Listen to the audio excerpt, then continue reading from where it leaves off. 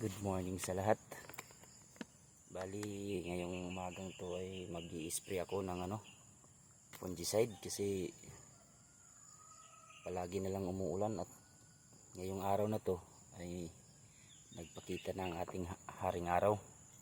Kaya sasamantalahin ko ng pagkakataon itong makapag-spray kasi magdadalawang linggo na rin akong hindi nakakapag-spray dahil sa sunod-sunod na ulan dito sa amin.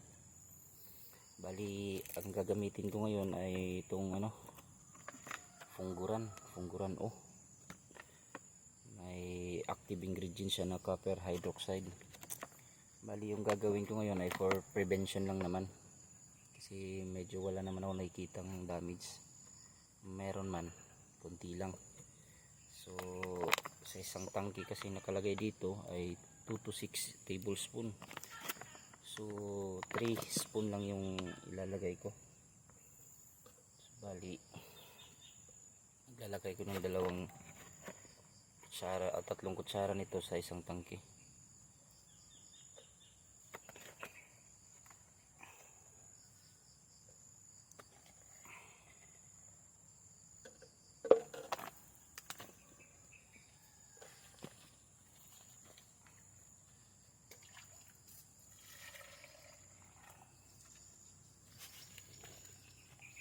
Tips pala guys, pag naghalo kayo ng Funguran O, haluin nyo muna sa ibang lalagyan para siguradong tunaw talaga siya kasi powder po ito. Pag hindi maayos yung pagkakatunaw nito, namumuo, babara yung sprayer natin. Yan yung ginagawa ko.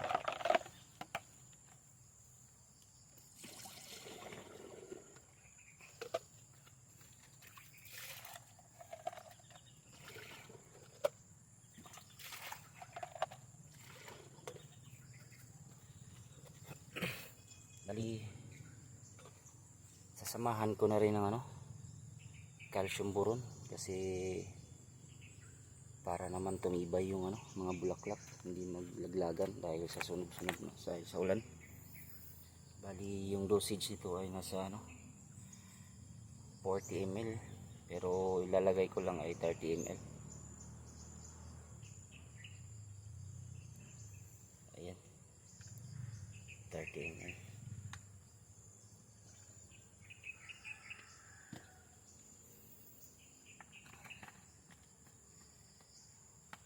Maganda talaga guys pag ganitong palaging umuulan, mayroon kayong calcium plus boron kasi ito talaga yung nagpapakapit sa bunga para hindi siya malaglag.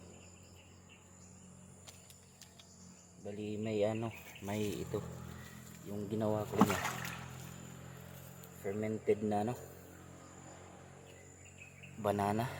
fermented banana, yung purong hinog na saging.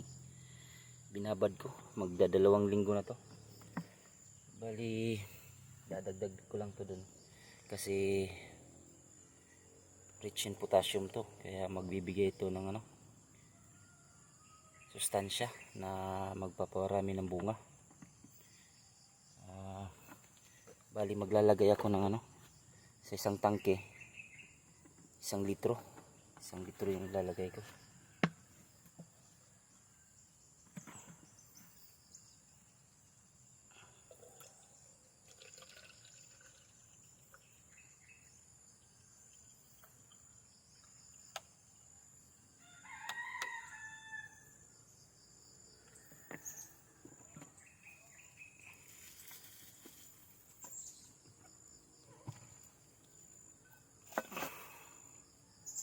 So ito guys, 1 litro to.